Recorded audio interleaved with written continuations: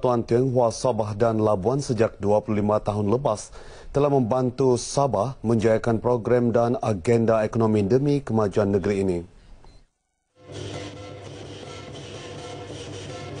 Ketua Menteri Datuk Seri Panglima Musa Haji Aman berkata jangka masa 25 tahun bukanlah suatu jangka masa singkat dan banyak yang telah dilakukan gabungan itu dalam membangun dan memajukan masyarakat Tionghoa di Sabah. Beliau berucap pada jamuan malam ulang tahun ke-25 Gabungan Persatuan Tionghoa Sabah dan Wilayah Persekutuan Labuan di Sandakan.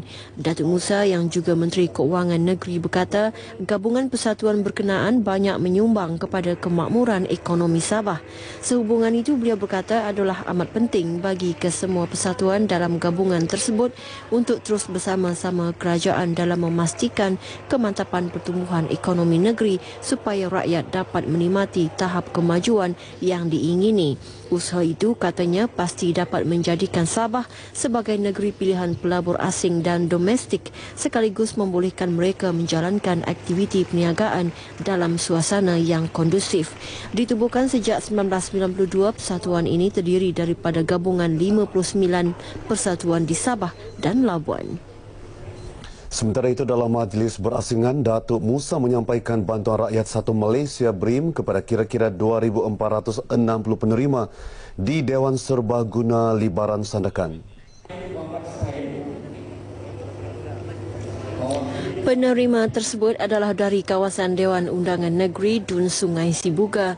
Ketika ditemui media, Datuk Musa berkata meskipun berhadapan ketidaktentuan ekonomi dunia, kerajaan terus membantu meringankan beban rakyat menerusi pemberian PR1M. Kita bersyukur dan gembira melihat penerima-penerima yang begitu gembira, begitu wajah mereka berseri-seri menerima bantuan BRIM ini daripada kerajaan Barisan Nasional.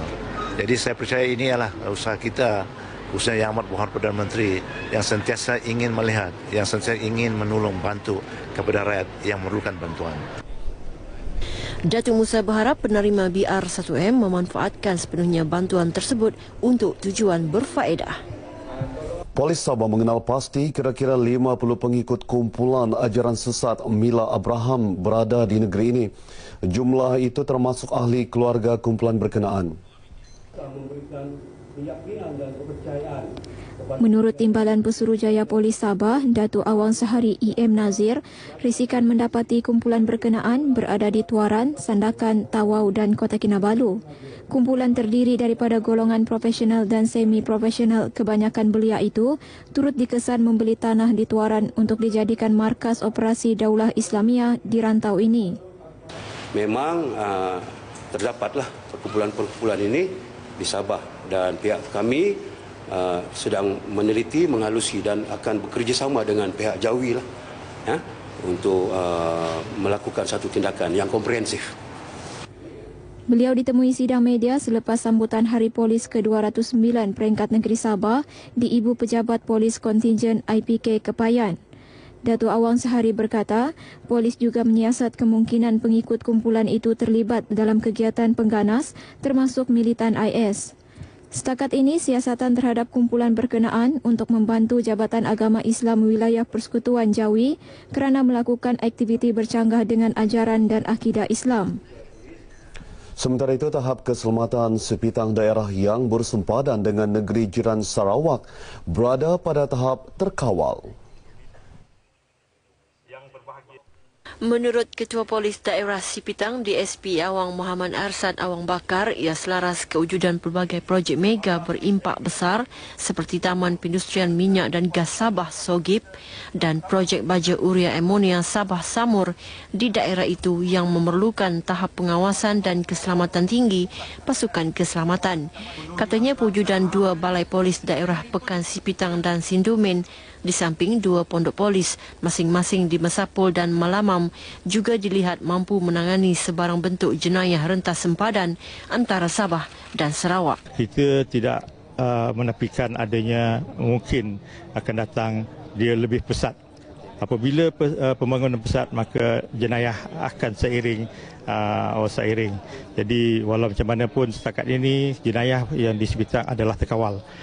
Beliau ditemui media selepas Majlis Perbarisan sempena sambutan peringatan Hari Polis ke-209 di Balai Polis Daerah Sipitang. Seramai 28 pegawai dan anggota menerima kenaikan pangkat dan sijil penghargaan pada majlis ini. Bersempena sambutan Hari Polis ke-209, Menteri Kerajaan Tempatan dan Perumahan Datuk Seri Panglima Haji Nur memberi sumbangan RM35,000 kepada Ibu Pejabat Polis Daerah IPD Tuaran.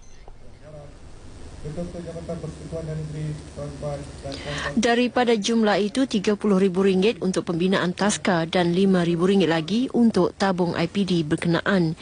Menurut Datuk Haji Ji, sumbangan itu sebagai tanda menghargai hikmat anggota polis dalam menjaga ketenteraman dan keamanan kawasan setempat.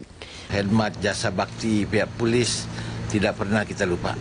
Kita akan senantiasa memberi kerjasama yang sepenuhnya kepada pihak polis untuk menjaga keselamatan dan ketenteraman rakyat kita, khususnya di Tuaran. Beliau ditemui pemberita selepas Majlis Perbarisan sempena peringatan Hari Polis ke-209 peringkat IPD Tuaran.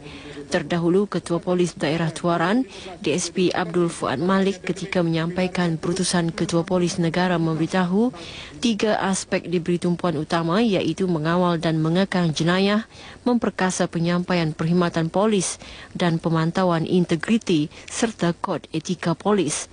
4 orang awam dan 1 balu polis serta beberapa anggota polis menerima pemakaian pangkat, sijil penghargaan dan sumbangan dalam majlis ini. Sekian berita dari Sabah Petang.